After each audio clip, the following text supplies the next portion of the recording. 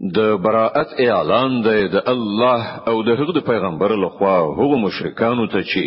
له هغو سره تاسو تړون کړی نو تاسو د زمکه پر سر څلور میاشتې نور وګرځي او په دې پوه شئ چې تاسو د الله عاجزونکي نه یاست او دا چې الله د حق د منکرانو رسوا کوونکی دی د الله او د هغه رسول لوري د حج اکبر په ورځ د ټولو خلکو لپاره عمومي اطلاع ده چې الله او هم د هغه پیغمبر له مشرکانو نه بیزار دي اوس که تاسو توبه وباسئ نو همدا تاسو لپاره خده او کوم خواړوي نو خو په هیږي چې تاسو د الله به وسیکونکي نه یاست او ای پیغمبر منکرانو ته د سخت عذاب زیری واوروه راته له هغو مشرکانو نه چې له هغو سره تاسو تړونونه کړی دي او هغوی د خپل تړون په سر تر رسولو کې له تاسو سره څه نیمګړتیا نه ده کړې او نه تاسو په خلاف د چا ملاتړ کړی دی نو له داسې خلکو سره تاسو هم د تړون تر مودې پورې وفا وکړئ ځکه چې الله پرهیزګاران خوښوي نو کله چې حرام میاشتې تیری شي نو مشرکان ووژني چیرته چې ومومي او هغوی ونیسي یو ایثار کړي او په هر څارنځي کې د هغوی لپاره کینی نو که هغوی توبه وباسي او لمونځ قایم کړي او زکات ورکړي نو خوشی کړي الله بخونکی او رحم کوونکی دی او که مشرکانو نه کوم څوک په پناه غوښتلو تا ته راشي تر څو چې د الله کلام واوري نو هغه ته پناه ورکړه تر دې پورې چې د الله کلام واوري بیا هغه د امن تر ځای ورسوه دا د دې لپاره باید وشي چې دوی علم نه لري د دې مشرکانو لپاره د الله او د هغه پیغمبر په وړاندې کومه وعده څنګه کېدای شي پرته له هغو خلکو څخه چې له هغو سره تاسو د مسجد حرام ترڅنګ وعده کړو نو تر څو پورې چې هغوی له تاسو سره سم وي تاسو هم له هغو سره سم اوسئ ځکه چې الله متقین خوښوي خو له دوی پرته له نور مشرکانو سره کوم تړون څنګه کېدای شي چې کله هغوی داسې دي چې که پر تاسو لاس برشي نو بس تاسو په باب د کوم خپل ویلې حاضر کړی نه د کومې معاهدې د مسؤلیت هغوی تش په خله تاسو د خوشاله ولو هڅه کوي خو زړه نه مني او له هغوی ځینې زیاتره فاسقان دي هغوی د الله د آیاتونو په بدل کې لږ قیمت اومان بیا د الله په لار کې خنډ شول ډیر بد کړو هو چې دوی وکړ د یو مؤمن په باب نه دوی د خپل ویلې حساسیت یو نه د کومې وعده د مسؤلیت او هم د دوی تیری کوونکی دي نو کو دوی توبه وکړي لمونځ قایم کړي او زکات ورکړي نو ستاسو دینی ورونه دي او د پوهیدونکو لپاره موږ خپل حکمتونه تشریح کوو او که دوی له وعده کولو وروسته بیا خپل قسمونه مات کړي او ستاسو په دین باندې حمله کول شروع کړي نو د کفر له علم بردارانو سره وجنګيږي ځکه چې د هغوی د وعدو څخه اعتبار نشته خای چې بیا د توري په زور هغوی راوګرځي تاسو ولې له داسې خلکو سره ونه جنګيږي چې خپل تړونونه ماتوي او له وطن څخه د پیغمبر د وېستلو قصد کړی او همغوی لمړای په تیری لاس پوری کوونکیو تاسو له هغونه ویریږي نو الله غوړه مستحق دی چې ورڅخه ویریږي که تاسو مؤمنان یې له هغو سره وجنګيږي الله بس تاسو په لاسونو هغوی ته سزا ورکړي او هغوی به ذلیل او خوار کړي او د هغو په مقابل کې بس تاسو مرسته وکړي او د ډیرو مؤمنانو زړونه به یخ کړي او د هغوی د زړونو تاو به ایست کړي او چاته چې خوښ شي د توبې توفیق به هم ورکړي الله په هر څه پوهیدونکی د حکمت خاوند دی تاسو دا غنل د چې هم داسې به پری خودل شي په داسې حال کې چې تر اوسه پورې خو الله دا نه دلیدل چې تاسو نه څوک هغه کسان دي چې هغوی د هغه په لار کې سرښندنه وکړه او له الله او پیغمبر او مؤمنانو څخه پرته څوک صمیمي دوست و نه نیو تاسو چې څه کوي الله ورڅخه خبر دی دا د مشرکانو کار نه دی چې هغوی د الله د مسجدونو مجاوران او خدمتګاران شي په داسې حال کې چې هغوی په خپل ځان باندې په خپل د کفر شاهدي وي د هغوی خو ټول عملونه ضایع شول او په دوزخ کې د هغوی د تل لپاره استوګنه ده د الله د مسجدونو ودانونکي یعنی مجاوران او خدمتګاران خو همغه خلک کېدای شي چې الله او د آخرت ورځ ومني او لمونځ قائم کړي زکات ورکړي او له الله نه پرته لبل هیڅ چا څخه ونويري له همغوی څخه دا توقع ده چې په سم لار باندې بلار شي آیا تاسو حاجیانو ته ابو ورکول او د مسجد حرام مجاوری کول د هغه چا له کار سره برابر ګڼل دي چې پر الله او د آخرت په ورځ ایمان راوړ او د خدای په لار کې جهاد وکړ د الله په وړاندې خدای دواړه برابر نه دي او الله د ظالمانو قوم ته لارښوونه نه کوي د الله په وړاندې خدای همغه خلکو درجه وړه ده چې ایمان راوړ او د هغه په لار کې کور کلی پری خود او په سره او مال جهاد وکړ همغوی بریالي دي د هغه رب هغه ته د خپل رحمت او خوښي او د اسی جنتونو زیری ورکوي چې هلته د هغه لپاره د ابدي ژوندانه وسایل دي په هغه کې به هغوی د تل لپاره وسی په یقیني توګه له الله سره د خدمتونو د بدلی ورکولو ډیر څه دي اے مؤمنانو خپل پلرونه او ورونه هم خپل دوستان منی سي که هغوی په ایمان باندې کفر ته ترجیح ورکړي له تاسو نه چې څوک هغوی په دوستۍ ونیسي هغوی به ظالمان وي ای پیغمبره وایي چې کستاسو پلرونه ستاسو زمن ستاسو ورونه ستاسو میرمنې ستاسو خپلوان ستاسو هغه مالونه چې تاسو ګټلې دي ستاسو هغه تجارت چې د هغه په ورانې دوه اندېښمن کیږي او ستاسو د خوخي کورونه تاسو ته الله او د هغه پیغمبر او د هغه په لار کې له جهاد نه ګران وي نو انتظار وباسئ تر دې پورې چې الله خپل فیصله ستاسو مخې ته راوړي او الله فاسقانو ته لارښوونه نه کوي الله لدينا مخکې په ډیرو ځایونو کې ستاسو مرسته کړې ده او اوس د هنین د غزا په ورځ به تاسو د هغه ملاتړ لیدلې وي په دې ورځ تاسو د خپل شمیر په زیاتوالي غراوي خو هغه تاسو هیڅ په کار را نه غي او زمکه خپل پراخوالي سره پر تاسو تنگ شو او تاسو شاواړه ولا وتښتیدئ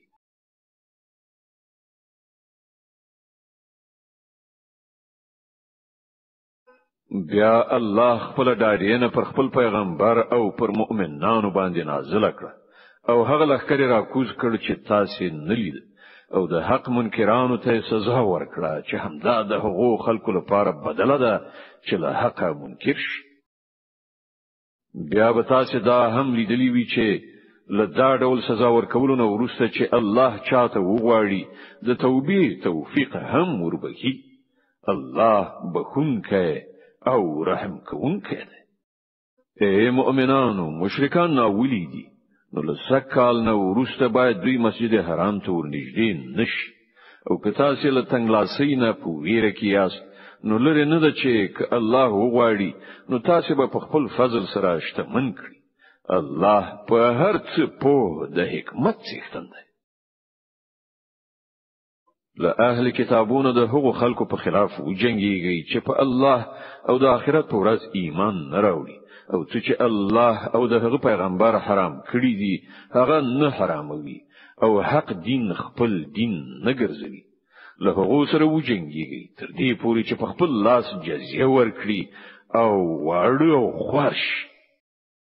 يهوديان وایي چې عزير د الله زوی دی او عیسایان وایي چې مسیح د الله زوی دی دا به حقیقت خبرې دي چې هغوی له خپل خلوص څخه راپاسي د هغو خلکو سره د سیالي لپاره چې له دوی نه مخکې په کفر کې اخته شوی وو دوی خدای ووهل دوی له کومې خوا غولي دوی خپل عالمان او روحانیون له الله پرته خپل اربابان نیولي دي او همدغه راز مسیح ابن مریم هم په داسې حال کې چې دوی ته لیو معبود نه پرته د بل هیڅ چا د بندګۍ کولو حکم نو ورکړ شوی هغه چې له هغه پرته بل هیڅ څوک د عبادت وړ نشته پاک دی له هغو مشرکانه خبرو څخه چې دوی کوي دا خلق واړي چې د الله رڼا په خپل پوکیو سره مړ کړي او الله د خپل رڼا له بشپړولو پرته منونکی نه دی که کافرانو ته دا هر څومره ناکاره بریښي هم ماغه الله دی چې خپل پیغمبر له هدایت او حق دین سره لګلای دی ترڅو چې هغه په ټولو دینونو باندې برلاسه کړي که مشرکانو ته دا څومره ناکاره بریښي هم اے مؤمنانو د دې اهل کتابو د زیاتره علماو او روحانینو حال دا دی چې هغوی د خلکو مالونه په ناروا لارو خوري او هغوی د الله له لارې څخه منع کوي او هغه کسان چې سره او سپین زر ذخیره کوي او هغه د الله په لار کې نه لګوي نو هغوی ته د دردناک عذاب زیری ورکړه یو ورځ به راشي چې په همدې سرو سپینو زرو به د دوزخ اور ګرم کړی شي او بیا به په همغو سره د دې خلکو ټنډې اړخونه او شاګانی وداغل شي دا د هغه خزانه چې تاسو د خپل ځانونو لپاره غونډه کړې و واخلي اوس د خپل زیرمه کړي شتمنۍ خوند وڅکي حقیقت دا دی چې د میاشتو شمیر له همغه ورځې نه چې الله اسمانونه او ځمکه پیدا کړې ده د الله په لیکنه کې همغه 12 دي او له هغه 4 میاشتې حرام دي همدا سم صحیح قانون دی نو په دې 4 میاشتو کې پر خپل ځان ظلم مکوي او له مشرکانو سره ټول یو موټی شي وجنګيږي لکه څنګه چې هغوی ټول یو ځای له تاسو سره جنګيږي او په هیږي چې الله د متقینانو ملګری دی نس یعنی د حرامو میاشتو وروسته اچول خو په کفر کې یو بل زیات کافرانه حرکت دی چې په هغه سره دا کافران په گمراهۍ کې غورځول کیږي په یو کال کې یو میاشت حلالوي او په یو بل کال کې هغه حراموي ترڅو چې هم د الله د حرام کړی شو میاشتو شمیر پوره کړي او د الله حرام کړی شوی هم حلال کړي د هغو ناوړه عملونه د هغو لپاره خایسته کړی شوی دي او الله د حق منکرانو ته لارښوونه نه کوي اے مؤمنانو پر تاسو څه شوی دي چې کله تاسو ته د الله په لار کې د وتلو لپاره وویل شول نو تاسو په ځمکه درانه کېناستلئ آیا تاسو د آخرت په مقابل کې د دنیا ژوند غوړه کړای دی که دا څه د نو تاسو ته د معلومه وي چې د دنیوي ژوندانه د ټول وسایل په آخرت کې ډیر لږ راوځي که تاسو په نتیږي نو خدای به تاسو ته درناکه سزا درکړي او تاسو په ځای به کوم بل قوم را پاتې او تاسو به خدای ته هیڅ زیان و نشي رسولای هغه په هر څه باندې قدرت لري که تاسو د پیغمبر صلی الله علیه وسلم مرسته و نکړه نو هیڅ پروا نشته الله د هغه مرسته په هغه وخت کې کړی د چې کله کافرانو هغه ویستلیو چې کله هغه صرف د 2 نفرو دوهمو کله چې هغوی دواړه پس مڅکیو کله چې هغه خپل ملګری ته وویل چې مخفه کیږي الله له موږ سره دی په هغه وخت کې الله له خپل لوري نه پر هغه باندې د زړه ډاډینه نازل کړه او په داسې لخرو سره د هغه ملاتړ وکړ چې تاسو نه لیدل او د کافرانو وینای ټیټه کړه او هغه د الله وینا خو وړه ده الله زور ور او په د حکمت خاوند دی اوزي کسبک باري کدرانه او د الله په لار کې په خپل مالونو او په خپل سرونو سره جهاد وکړي دا ستاسو لپاره ډیره ښه ده که تاسو پوهیږئ ای پیغمبره که ګټه به کړهو الله سره تلای او سفر آسانه وای نو هغه یارو مرو په تاسو تلو ته چمتو کېدل مګر په هغه باندې خو دا لار ډیره ستومانونکې شو اوس هغه په خدای باندې قسمونه خوري وای چې کوم تلای شوای نو ارو مرو بل تاسو سره تلګیو وی په خپل ځانونه په هلاکت کې غورځوي الله خپو هیږي چې هغوی دروغجن دي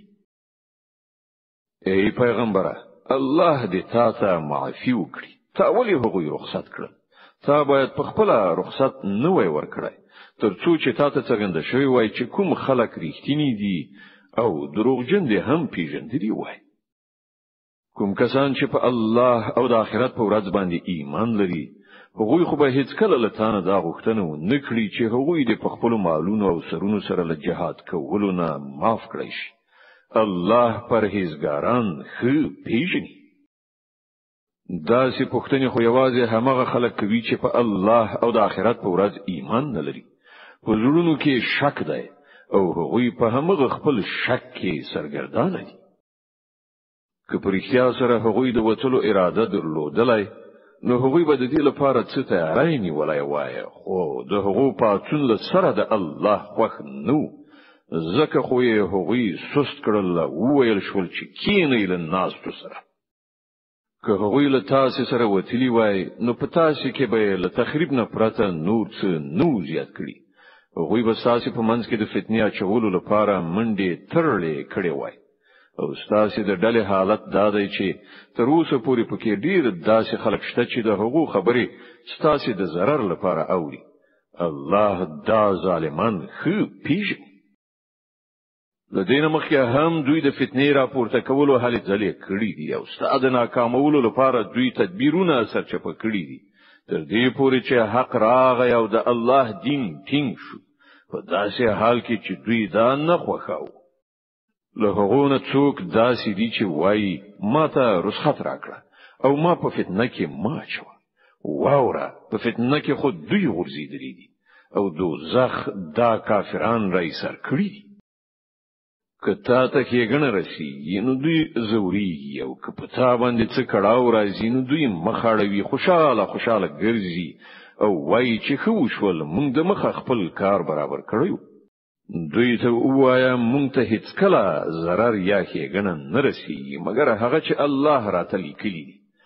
هماغه الله زموږ مولا دی او مؤمنان باید په همغه باندې توکل وکړي.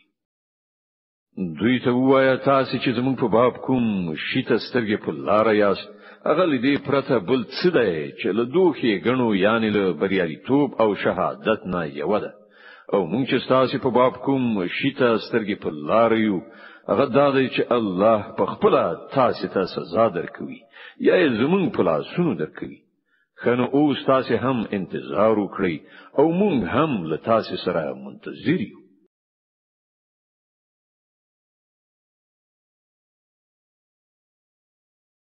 دوی ته وایي که تاسو خپل مالونه په خزړه ولګوي او که په بد زړه په هر حال هغه به قبول نکړای شي ځکه چې تاسو فاسقان یاست.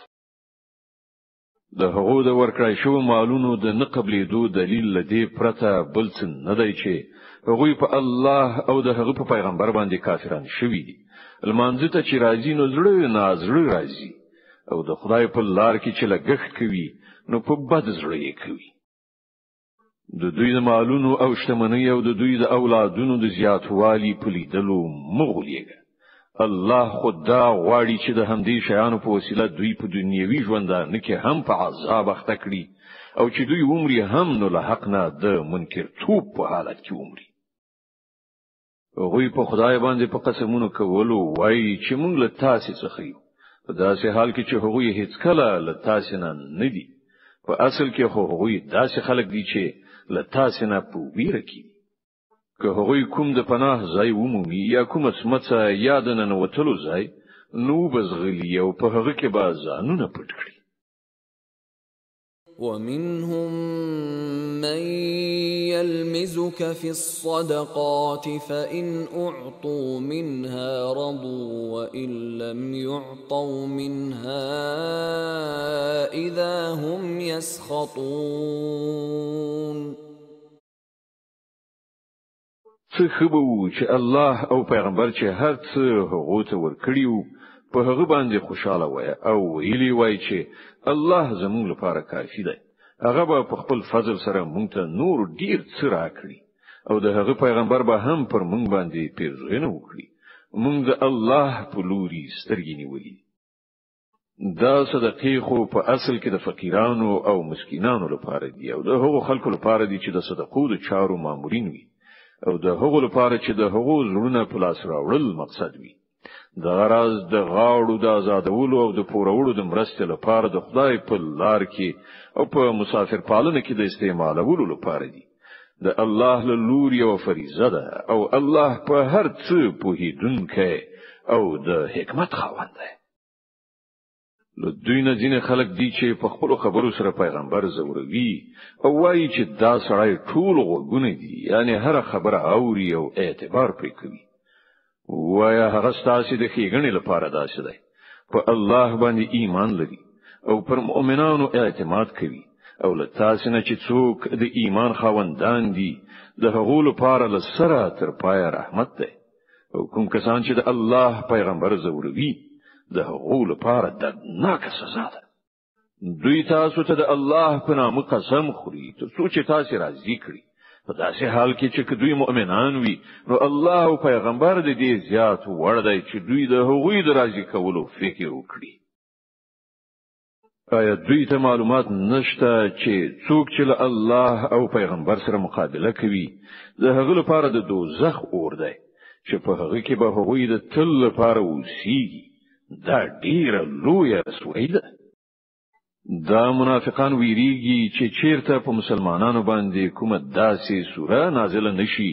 چې د هغو د زړونو راز را برملا کړي. ای پیغمبره، دوی ته ووایه وکوي نورې مسخرې،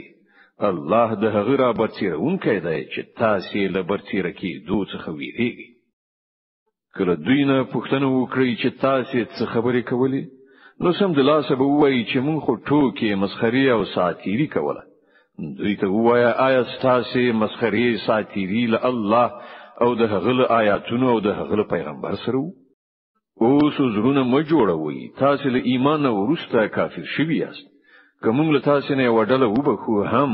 نو بلې ډلې ته خو به مونږ ارومرو سزا ورکړو ځکه چې هغوی مجرمان دي.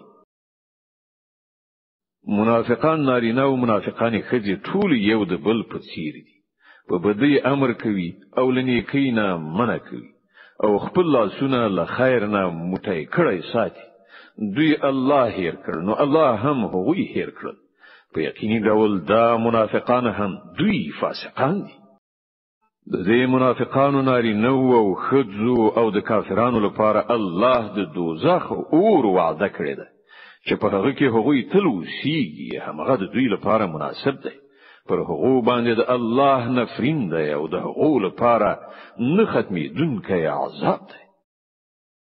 ستاسې رنګ رونق همغه دی چې ستاسې د پخوانیو. هغوی له تاسې نه د زیات زور، زیاتو شتمنیو او زیاتو اولادونو خاوندانو.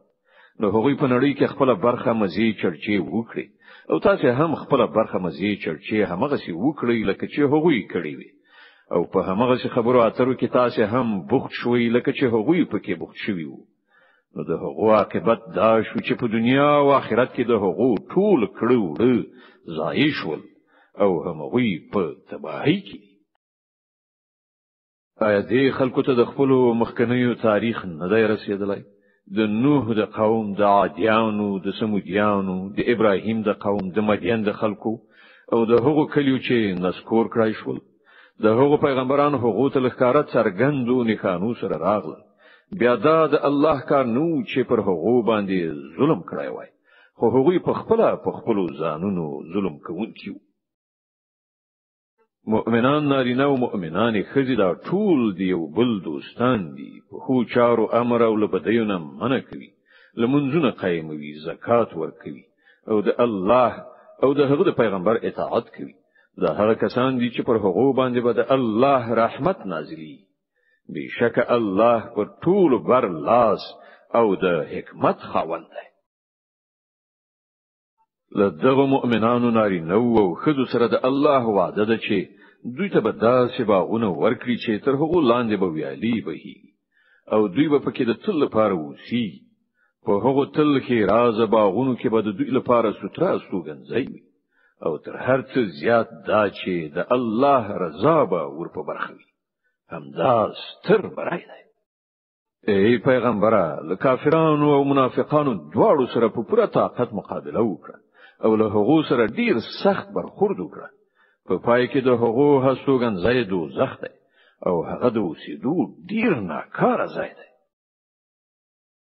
دا خلک په خدای باندې قسمونه کوي، وایي چې موږ هغه خبره نه ده کړې، په داسې حال کې چې دوی ارومرو هغه د کفر خبره کړې ده. هغوی له اسلام راوړلو نه وروسته د کفر مرتکب شول او هغوی د هغه څه د کولو اراده وکړه چې وی نشو کړای.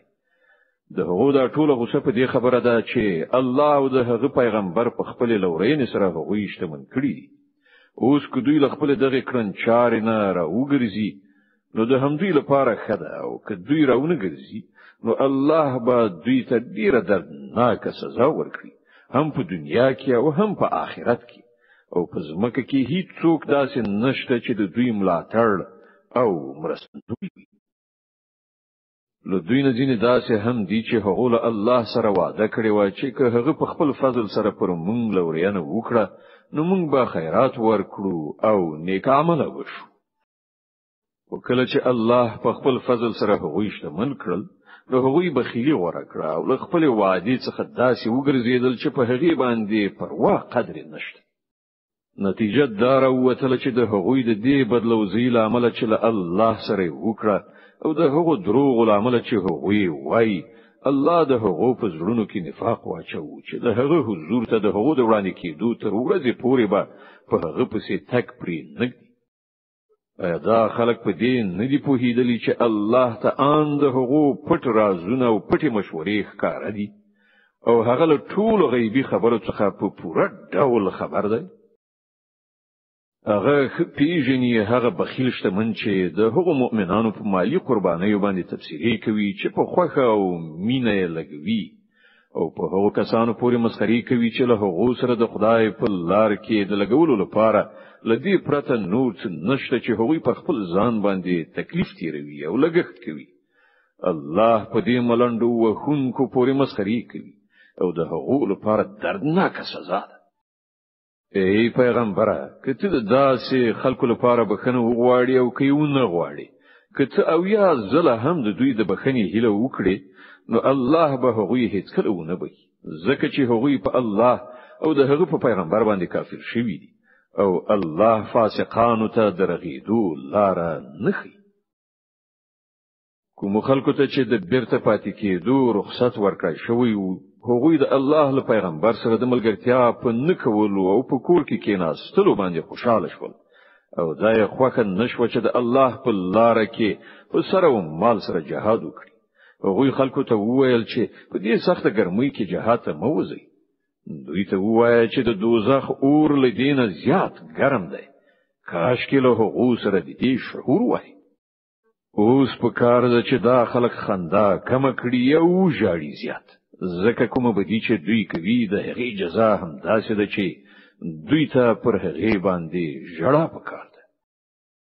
الله د هغو منځ ته بیرته راولي او پر راتلونکي وخت کې له هغو نه کومه ډله د جهاد لپاره له تا څخه د وتلو اجازه وغواړي نو په ډاګه ورته ووایي چې اوس تاسو له ما سره هیڅ کله نشئ تلای او نه زما په ملګرتیا کې له کوم دښمن سره جنګیدای شي. تاسو مخکې ناسته غوړه کړی نو اوس په کور ناستو کسانو سره کینی او که په راتلونکي وخت کې له هغو نه څوک ومري د هغه د جنازې لمونځ هم ته هیڅ کله مکوه او مه هیڅ کله د هغه پر قبر درېږه ځکه چې هغوی له الله او د هغه پیغمبر نه انکار کړی دی او هغوی په داسې حال کې مړ شوي دي چې فاسقان د هغو شتمني او د هغو د اولادونو زیاتوالی دي تاو نه غولوي. الله خو اراده کړې ده چې د دې مال او اولاد په وسیله هغو ته په دې دنیا کې سزا ورکړي او د هغو ساګانې په داسې حال کې وباسي چې هغوی کافران وي. کله به چې کومه سوره په دې مضمون نازله شوه چې الله ومني او د هغه د پیغمبر په ملګرتیا کې جهاد وکړي نو تا ولیدل چې کوم خلک چې له هغو څخه د قدرت خاوندانو امغوی له تا څخه دا غوښتنه وکړه چې هغوی دې په جهاد کې له برخه اخیستلو نه معاف کړی شي او هغوی ویل چې مونږ پرېږده چې له ناستو کسانو سره پاتې شو. هغوی په کور ناستو کسانو کې شاملېدل غوره کړل او د هغو پر زړونو باندې مهر ووهل شو ځکه خو هغوی اوس په هیڅ نه پوهیږي. د دې برعکس پیغمبر او هغو کسانو چې له پیغمبر سره ایمان راوړی په خپل سر او مال سره جهاد وکړ اوس ټول کې غني د همغو لپاره دي او همغوی بری منځونکي دي. الله د هغو لپاره داسې باغونه تیار کړی دي چې تر هغو لاندې ویالي بهي په هغو کې به د تل لپاره اوسېږي. دا د ډیر ستر بریالیتوب. له باندچی یعنی د باندو د اوسیدونکو عربونه هم ډیر خلک راغلل چې هغوی عذرونه وکړل ترڅو چې هغه ته هم د بیرته پاتې کېدو رخصت ورکړي شي. په دې توګه هغه خلک چې هغوی له الله او د هغه پیغمبر سره د ایمان دروغجنه وعده کړې و کېناستل. له دې باندچانو یعنی د باندو د اوسیدونکو چې کومو خلکو د کفر کړنلاره غوړه کړې ده ډیر ژر به هغوی له دردناک عذاب سره مخامخ شي. په کمزورو او ناروغانو او هغو کسانو چې د جهاد لپاره مال او وسله نه لري کومه ګناه نشته که دوی له وتلو نه پاتې شول که چیرې دوی د الله او د هغه د رسول په خاطر نورو ته نصیحت وکړي په نیکانو د اعتراض کومه لار نشته او الله بخښونکی او مهربان دی. په همدې ډول په هغو خلکو باندې هم د کوم اعتراض ځای نشته چې هغوی په خپل راغلي لتا څخه غوښتنه کړې و چې زموږ لپاره د سپرلۍ برابر کړئ او کله چې تا وویل چې زه ستاسو لپاره سپرلۍ نشم برابرولای نو هغوی مجبور شول بیرته لاړل او حال دا و چې د هغو سترګو اوښکې بهېدلې او هغوی په دې خبره ډیر زوریدل چې هغوی په خپل مصرف سره په جهاد کې د ګډون کولو وس چار نه لري. البته د اعتراض مورد هغه کسان دي چې شتمن دي او بیا هم د څخه هیله کوي چې هغوی په جهاد کې له ګډون کولو څخه معاف کړي شي. هغوی په کور کې ناستو کسانو په جمله کې شاملې دل خوښ کړل او الله د هغو پر زړونو باندې مهر ولګاو. ځکه خو هغوی اوس په دې هیڅ نه پوهیږي چې د الله په وړاندې د هغو د دې کړن چارې څه نتیجه راتلونکې ده. کله چې تاسو پر استنی دوی ته را ورسیږي نو دوی به راز معذرتونه وړاندې کړي خو ته په ډانګ پیلي وای چې پلمې مکوي مونږ به تاسو په هیڅ یو خبره اعتبار نکړو. الله تاسو حالات مونږ ته ښکار کړی دي اوس به الله او د هغه پیغمبر تاسو کړن چاره وګوري بیا به تاسو د هغه ذات لوري ته ورګرځول شي چې په پټو او ښکارا هر څه باندې پوهیدونکی دی او هغه به تاسو ته دروخی چې تاسو څه کول. تاسو دراستنی دو په وخت کې به تاسو په وړاندې قسمونه وکړي څو چې تاسو ورڅخه صرف نظر وکړي نو پر احتیاط تاسو له دوی نه صرف نظر وکړي ځکه چې دوی ناولی دي او د دوی اصلي زائدو زخ دی چې د دوی د ګټې په بدل کې به ور په برخه شي. دوی به تاسو په وړاندې قسمونه وکړي ترڅو چې تاسو ورڅخه راضي شئ. په داسې حال کې چې تاسو له دوی ناراضي هم شئ خو الله به هیڅ کله له داسې فاسقانو څخه راضي نشي. دغه د باندې اوسیدونکو عرب په کفر او نفاق کې ډیر زیات کلک دي او د هغوی په باب د دې خبرې امکانات زیات دي چې د هغه دین له حدودونو به خبره پاتې شي چې الله پر خپل پیغمبر باندې نازل کړی دی. الله په هر څه باندې پوهیږي د حکمت خاوند دی. په دې د باندې په اوسیدونکو کې داسې کسان شته چې د خدای په لار کې چې څه لګوي نو هغه پر خپل ځان باندې د زور قلنګ یعنی تاوان غني او ستاسو په باب د زمانی د څرخ انتظار باسي چې کتاسو په کوم غم اخته شي نو هغوی بل خپل غاړه نه دغه نظام د اطاعت غاړه کې ایستکړي چې تاسو د هغو په غاړه کې اچولې ده.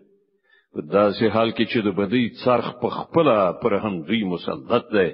او الله د هر څه اوریدونکی او هر څه پوهیدونکی دی.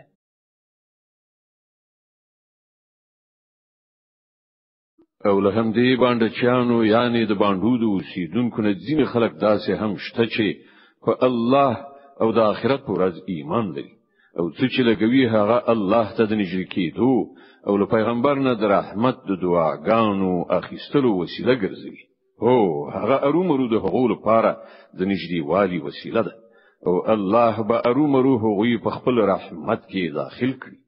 او باوري ډول الله تیریدونکی او رحم کوونکی دی.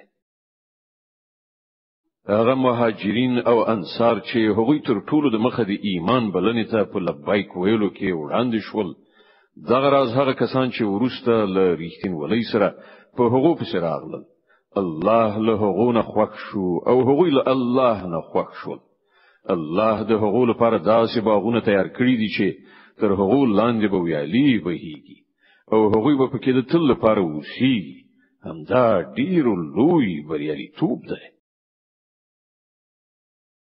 ستاسو شاوخوا چې کوم باندچان یعنی د باندو اوسیدونکي اوسېږي له هغو نه زیاتره منافقان دي. او په همدې توګه په خپل د مدینې په اوسیدونکو کې هم منافقان شته چې منافقت خوې ګرځېدلای دی. ته هغوی نه پیژنې، موږ هغوی پیژنو.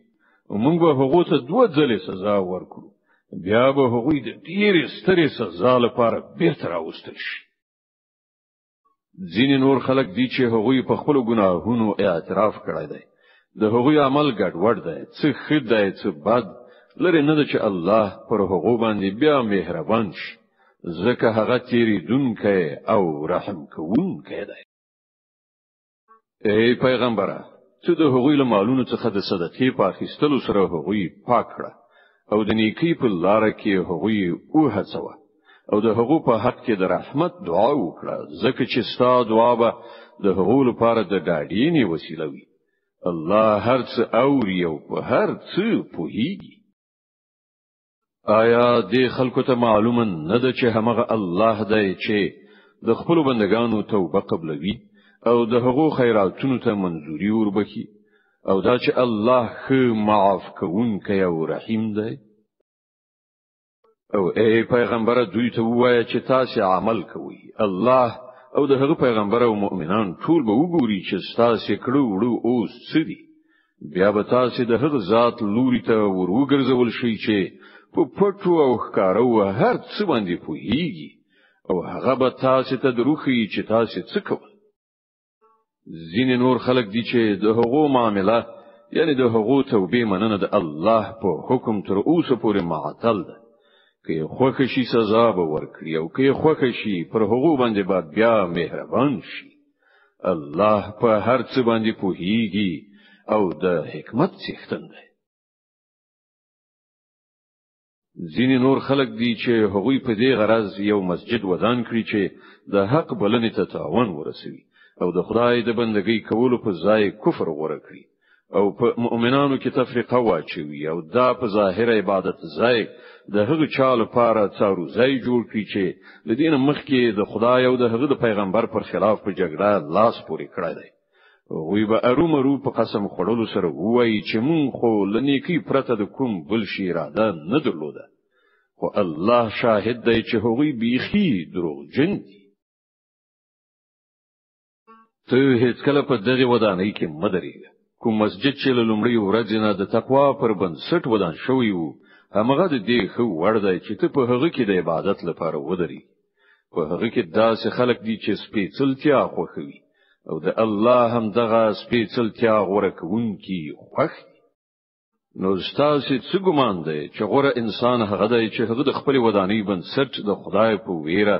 او د هغه د رضا په غوښتنې کوي، یا هغه چې خپل ودانۍ د یو کمر په کاواکه لغم خړلې غاړه باندې درولي وي او له هغه سره نیغ په نیغه د دوزخ په اور کې وغورځي. الله داسې ظالمانو ته هیڅ کله لار نه ښیي. دا ودانۍ چې هغوی جوړه کړې ده تل به د هغو په زړونو کې د بې باورۍ سبب وګرځي چې د هغې د وېستلو اوس کومه لار چاره نشته، پرته له دې نه چې د هغو زړونه ټوټه ټوټه شي. الله ډیر ښه خبر او د حکمت خاوند دی. حقیقت دا دی چې الله له مؤمنانو څخه د هغوی نفسونه او د هغوی مالونه د جنت په بدله کې اخیستي دي. هغوی د الله په لار کې جنگيږي، نو وجني او وجل کیږي. له هغو سره د جنت وعده د الله په ذمه باندې وکړه په خو وعده ده په تورات او په انجیل او قران کې. او څوک دی چې له الله نه زیات د خپل وعده پوره کوونکی وي، نو خوښو سي په خپل دغه سودا چې تاسو له خدای سره کړی ده. همدا تر ټولو ستر بریالیتوب دی. د الله لوري ته بیا رجوع کوونکی، د هغه بندگی په ځای راوړونکی، د هغه ثنا ستاینه ویونکی، د هغه په خاطر په ځمکه کې ګرځیدونکی را ګرځیدونکی،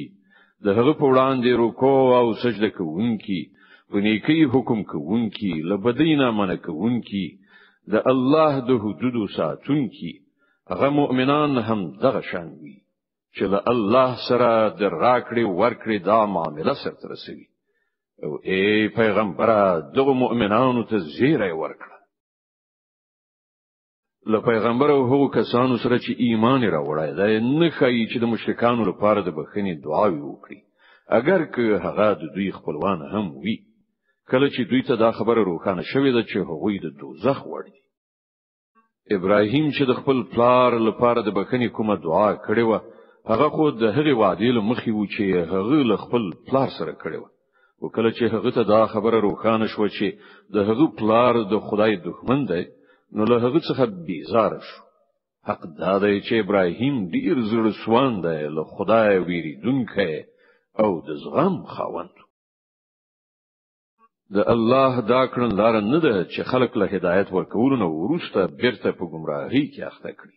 ترڅو پورې چې هغه ته په ډاګه څرګنده و نخي چې هغه باید کوم شیانو څخه ځان وژغوري په حقیقت کې الله د هر شی علم لري او دا هم واقعیت دی چې د اسمانونو او ځمکې سلطنت د همغه الله په لاس کې دی مرګ او ژوند د همغه په واک کې دی او ستاسو هیڅ داسې ملاتړ او مرستندوی نشته چې تاسو له هغه نه وژغورل شئ الله پیغمبر او هغه مهاجرینو او انصارو ته بخښنه وکړه چې هغوی په ډیر تنګ وخت کې د پیغمبر ملګرتیا وکړه که څه هم چې له هغو څخه ځینو زړونه کوګوالي خواته مایل شوي وو او کله چې هغوی د دې انحراف پیروي ونه کړه بلکې د پیغمبر ملګرتیا یې وکړه نو الله هغوی معاف کړل بشکه چې له دغه خلکو سره د هغه چلند د خواخوږي او مهرباني ده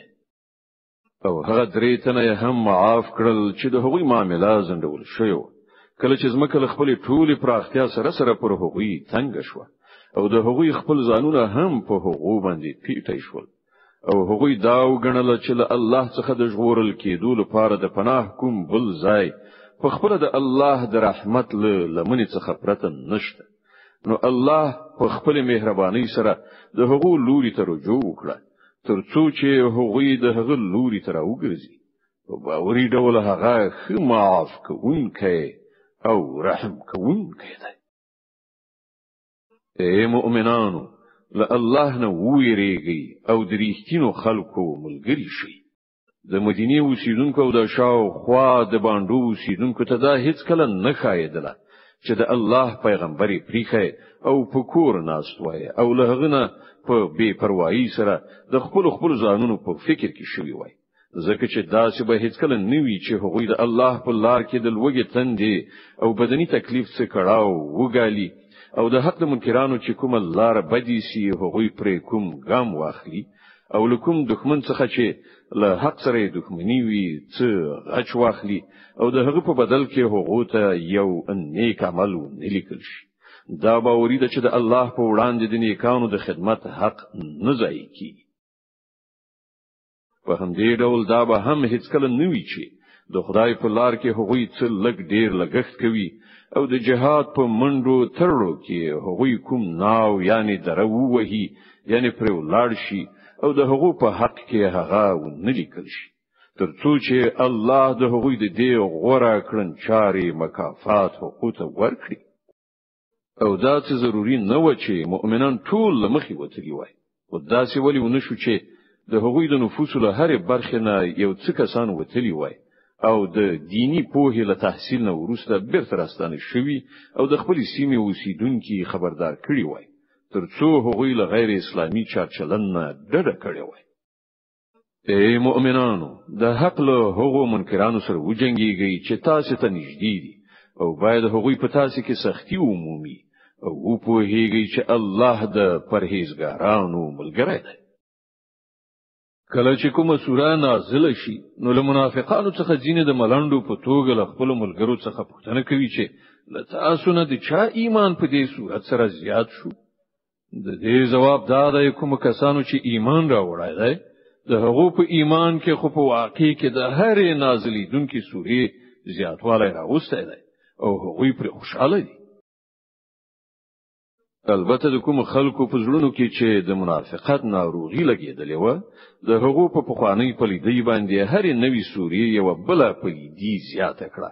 او هغوی د مرګ تر شیبو پورې په همدې کفر کې اخته پاتې شو. آیا دوی نه ګوري چې هر کال یو دوه ځلې په ازمویښت کې اچول کیږي، خو په دې سره سم هم نه توبه باسي او نه کوم درس اخلي؟ کله چې کومه سوره نازلېږي نو دوی په سترګو کې یو له بل سره غږیږي چې چېرته څوک یعنی مسلمانان خو تاسو نه ویني، بیا غلي ووزي تختی. الله د دوی زړونه اړولې دي ځکه چې دوی نه پوه خلک دي. وګورئ تاسو ته یو پیغمبر راغلی دی چې په خپل له هم دا تاسو څخه دی. په ځان کې تاسو لویدل پر هغه باندې ګران تمامي. هغه تاسو درغېدنې هرڅناک دی. د مؤمنانو لپاره هغه خواخوږی او زړسوان دی. اوس که دا خلک له تاسو څخه مخړوي نو ای پیغمبره دوی ته وایي چې زما لپاره الله کافی دی. له هغه پرته بل هیڅ معبود نشته. پر هغه باندې ما توکل کړی دی او هغه د ستر عرش څښتن دی.